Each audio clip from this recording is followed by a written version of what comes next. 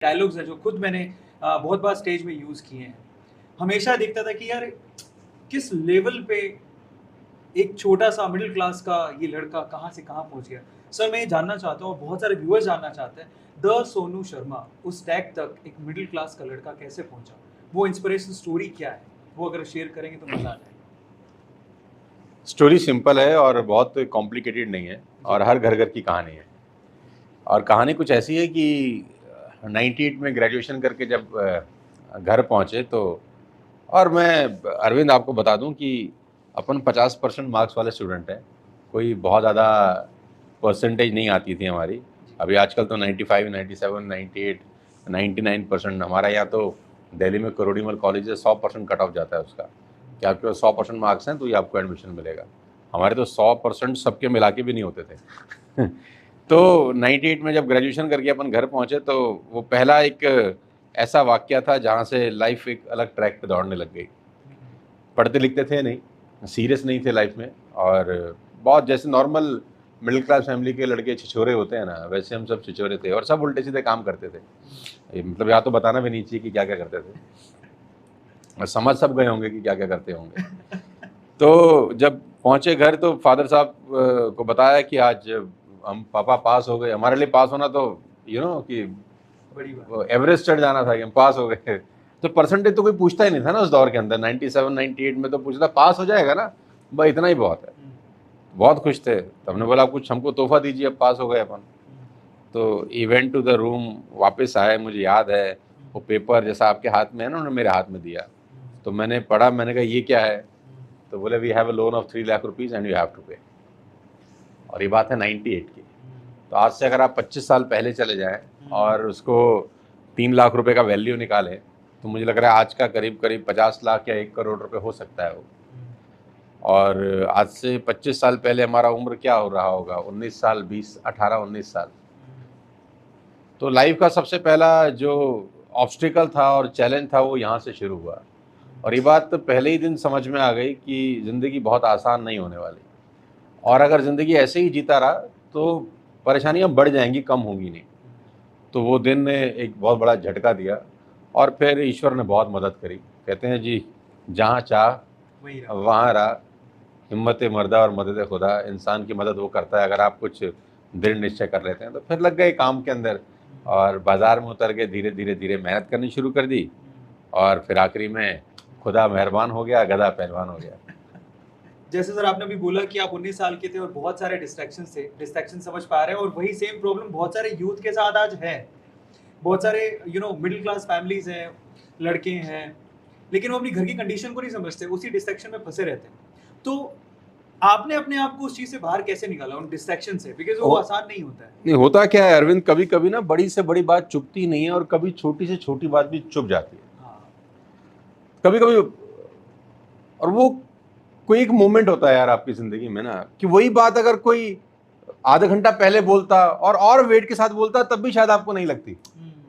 होता है ना कभी कभी। और कभी कभी किस इस अंदाज में बोली जाती है कि उसकी ग्रेविटी कम भी हो, लेकिन वो साला सीधा अंदर घुस जाती है कि यार इसने ऐसा कैसे बोल दिया मुझे। तो कुछ समय भी ऐसा होता है। तो वो मोमेंट ऐसा था जिस तरीके से पापा और मेरा वो डिस्कशन हो रहा था, तो आई वॉज वेरी नर्वस और मुझे ये लग रहा था कि यार हमारा मकान मॉर्गेज था। तो मुझे लगा यार ये मकान बिक जाएगा, यार मकान बिक जाएगा तो यार बड़ा वैल्यू, गुडविल खराब हो जाएगा यार, क्योंकि मकान मॉर्गेज है या आपका गिरवी है वो तो हमने फिल्मों में देखा था, ये तो मालूम चला कि हमारे साथ ही हो रहा है यार ये। तो वो अपने आप में एक बहुत बड़ा चुनौती थी हमारे लिए कि अच्छा अब 3 लाख रुपए पैसे तो पैसे से दिए जाएंगे, अब कैसे आएंगे? तो दिमाग लगाया कि कैसे आएंगे। तो वो कहते हैं कि वेन एवर द स्टूडेंट्स, मतलब स्टूडेंट अगर चाहता है तो कोई ना कोई मास्टर आ जाता है आपको सिखाने के लिए। जी। तो हमारे पिताजी के एक दोस्त थे, वो चार्टर्ड अकाउंटेंट थे, राजीव नाथवानी उनका नाम था। जी। अभी भी कहीं सुन रहे होंगे शायद तो उनको याद आ जाएगा कि लड़का ठीक बोल रहा है। तो मेरे पापा उनको मेरे पास, मतलब मुझे उनके पास ले गए। तो राजीव जी ने बताया कि हम, मेरे पास एक तरीका है तुम्हारा लोन उतारने का। तो पापा ने पूछा क्या तरीका है? बोला लोन उतारने के लिए लोन ले लो। अच्छा। तो और लोन उतारने के लिए लोन कैसे ले लो? तो उन्होंने बोला ना एक भारत सरकार की योजना है PMYR, प्रधानमंत्री रोजगार योजना। ये उन निकम्मों लोगों को लोन दिया जाता है जो जिनके पास मोर्टगेज करने के लिए कुछ नहीं है, तो अप टू 1 लाख रुपीज आपको मिल जाएंगे, तो मैं फाइल वाइल आपकी लगा देता हूँ, तो आप बताओ क्या करना है। तो हमने एक ऐसी डमी से कागज़ बनाए कि हम कंप्यूटर इंस्टीट्यूट खोलना चाहते हैं टाइप्स, हमको उसके लिए कर्जा चाहिए। तो वहाँ से हमारे को 80,000 रुपये मिले, और 80,000 रुपये हमने उठा के जहाँ पर 3 लाख रुपए देने थे वहाँ पर दे दिए, और वहाँ से मोहलत मांगी हाथ जोड़ के कि भाई हमारी नीयत अच्छी है, हम पैसा लौटा देंगे, हमको थोड़ा समय दिया जाए। तो वहाँ से हमको 6 महीने मिले। फिर उसके बाद अपन सेल्स में आ गए, और फिर धीरे धीरे धीरे धीरे धीरे वो 3 लाख रुपए का कर्ज़ा चुकाया, और वो जो 1 लाख वहाँ से 80,000 वहाँ से लिया था वो कर्ज़ा भी चुकता किया। और फिर उसके बाद धीरे धीरे धीरे कहानी अच्छी होगी। तो खुशकिस्मत हूँ मैं कि शुरुआत 3 लाख के कर्ज़े से हुई। अगर इतना बड़ा चैलेंज चुनौती नहीं होती तो इम्यून सिस्टम इतना अच्छा नहीं होता। तो ये बहुत अच्छी बात है। और जहाँ तक यूथ की बात है कि यूथ फंसा हुआ है, और बहुत सारे चैलेंज उनकी ज़िंदगी में भी ऐसे रहते होंगे। तो मैं तो एक ही बात बोलता हूँ यार कि कोई ना कोई बात चुभनी चाहिए आपको।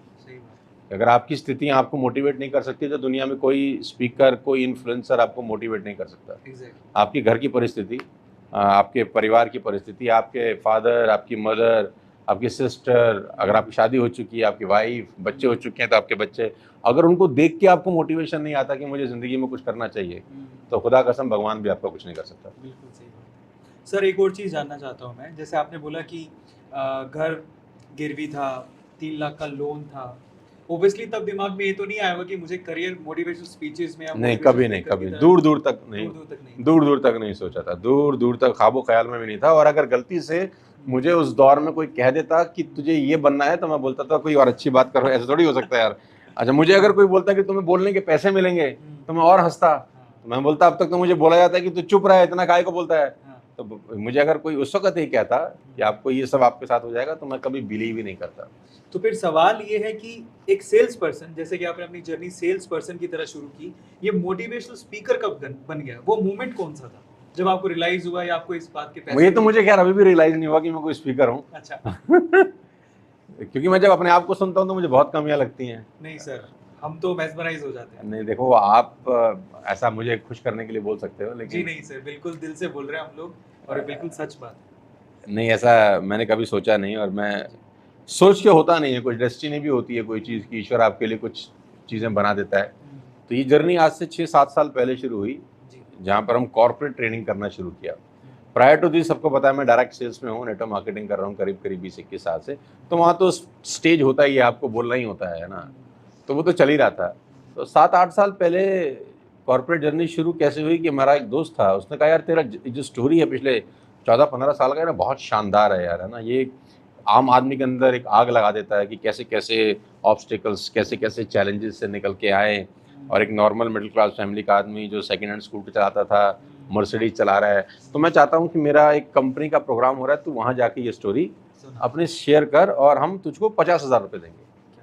अच्छा, जो लास्ट लाइन थी हम तुझको 50,000 रुपये देंगे, मैं तो पहले ही हाँ कर चुका था। अगर वो 50,000 नहीं देता मैं तो तब भी जाके सुना देता। मुझे अच्छा लगता कि मुझे एक नए लोगों के बीच में अपनी बात रखने का मौका मिल रहा है। तो उसने बोला तू फ्री है? मैंने कहा बिल्कुल फ्री है, बताओ कब चलना है। तो वहाँ पर मैं गया, और उस कंपनी में मैंने अपना स्टोरी शेयर किया। बहुत बड़ा कंपनी है साउथ का, शोभा लिमिटेड उसका नाम है, और प्रॉपर्टी का बहुत बड़ा कंपनी है। तो मुझे याद है वो पहला प्रोग्राम हमने किया क्राउन प्लाजा गुड़गांव के अंदर। 65,000 रुपये उन्होंने मुझे दिए, 65,000 रुपीज़। मैंने 1.5-2 घंटा वहाँ बात करी, और बाद में मुझे पैसे मिल गए। तो मेरे लिए तो मतलब मैंने कभी ज़िंदगी में सोचा नहीं था कि मुझे 1-1.5 घंटा बोलने के कोई 60-65,000 रुपये दे देगा। तो बड़ा मज़ा आया मुझे। तो फिर 2-3 दिन बाद उसका कॉल आया कि यार वहाँ जो ऑडियंस आई थी ना, वो तुझे सुन के बड़ी अच्छी लगी, तुम्हारा एक और प्रोग्राम है जनकपुरी पिकाडेली के अंदर, तो क्या वहाँ तुम दोबारा आ सकते हो, हम तुम्हें दोबारा पैसा देंगे। मैंने कहा बिल्कुल आ सकते हैं, क्यों नहीं आ सकते। शेर के मुंह खून लग चुका था।